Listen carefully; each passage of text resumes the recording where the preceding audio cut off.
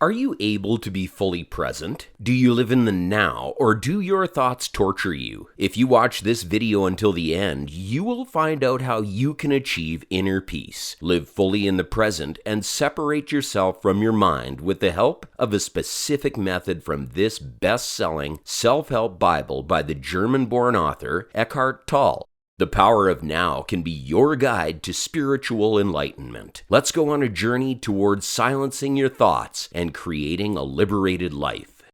When he was 29 years old, Tolle woke up one day and suddenly felt like he had just been born. He remembers that everything was fresh and pristine, as if it had just come into existence. His past self, with all of its heaviness and problems, had dissolved and collapsed into non-existence. For the next several months, this feeling of utter calm remained with him, and to those who would ask him how they can get what he has, Tolle answered, "You don't have to get anything. You have it already. You just can't feel it because your mind is making too much noise."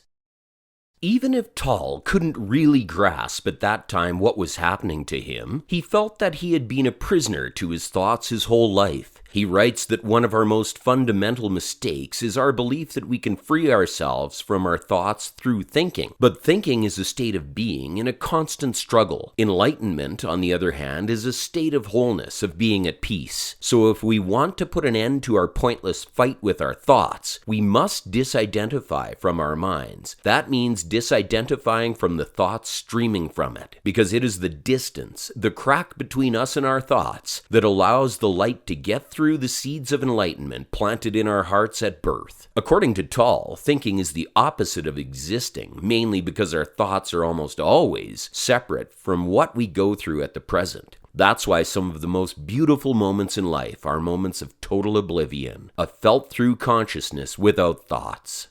When was the last time you kissed someone? Kissing is one of the few things we do in life wholly surrendered to the experience, the moment, and therefore the now. If we would think about our technique while we were kissing someone, we wouldn't get to feel the delight and the contentment of the kiss. But that's what we do most of the time. We're obsessed with thinking, mostly thinking about the past and the future, and we forget that the present moment is all we have. Have you ever experienced, done, thought, or felt anything outside the now? Of course not, says Tolle. The answer is obvious. But although the present moment is all we have, most of our anxieties in the present do not come from things that are happening to us now, but from things that have happened in the past or might happen in the future. If we can manage to live in the present and stop clinging to the past or fearing the future, we will see how dramatically our life will improve. Living in the now functions somewhat as an off button for our mind. By redirecting our thoughts to the present, it robs our mind of the power it has over our being. Because in reality, the past and future exist only in our mind. In this moment, the past consists only of memories, and the future is purely speculation. And when we think about the past or the future, it takes away from the only true experience, the present. We don't gain anything from dwelling on the past and future because we have no control over them. It's just too late to do anything about what happened in the past, and we can't do anything about the future until we get there. The more we live in the past, the more we carry pain from past moments with us in the now. This creates guilt, regret, and bitterness. On the other hand, when we live in the future, we skip over experiencing the present. That leads to anxiety, stress, and worry. Think about Jesus, who asked the disciples, "Can anxious thought add a single day to your life?"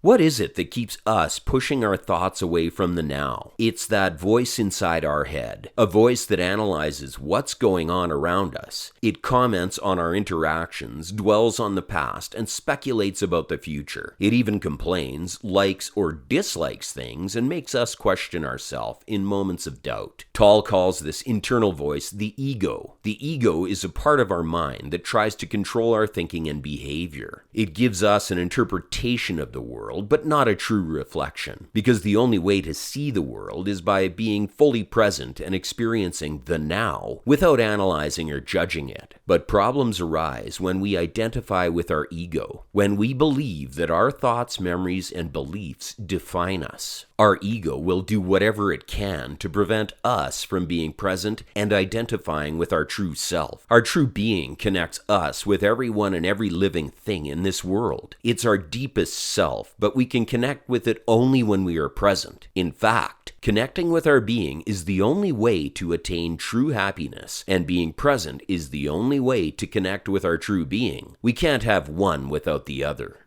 So how can we disconnect from the voice inside our own head? Well, it takes deliberate effort, attention, and practice. We can begin to separate our true self from our ego's mind by observing our thoughts. Try to ask yourself, what will be my next thought? Then just wait and watch. As soon as you witness your thoughts, you've separated yourself from them, even if it's only for a moment. It's important to be mindful and not to analyze or judge our thoughts as we are watching them. Analytical or judgment thoughts would be our ego slipping back in through the back door. Let's simply observe.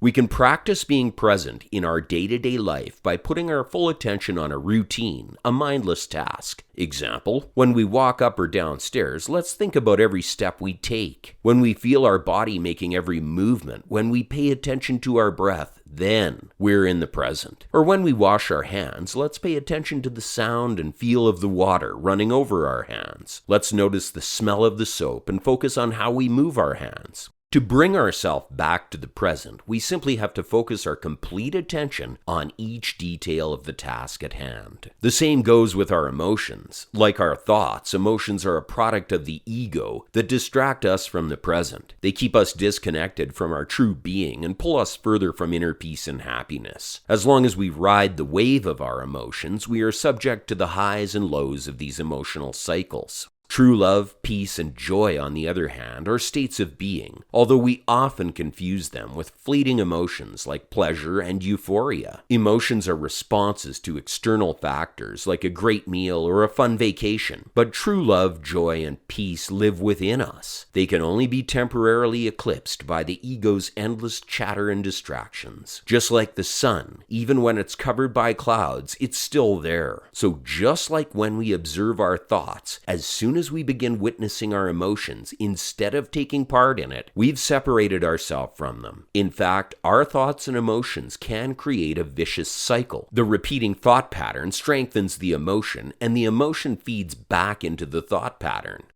There is a part of ourself that needs pain to survive, and it creates most of the pain we experience. Tull calls it the pain body. It is composed of our painful experiences, and whenever we experience pain, it grows and strengthens. Therefore, it will always try to make us miserable and sad. Sometimes this cycle continues for a very long time, in some cases until the pain becomes an essential part of our identity. If this happens, we will have fully identified with our pain body. And because pain will by then be such an important part of our life, we will be afraid to let it go, because doing so would put our very identity at risk. So what can we do about it? In this case, it's important that we disconnect ourselves from our pain body. Therefore, we must observe it when it awakens and resist engaging with the thoughts, emotions, and negative energy the pain body creates. But even after we've separated ourselves from the pain body, it may still have some momentum and take time to wind back down to dormancy.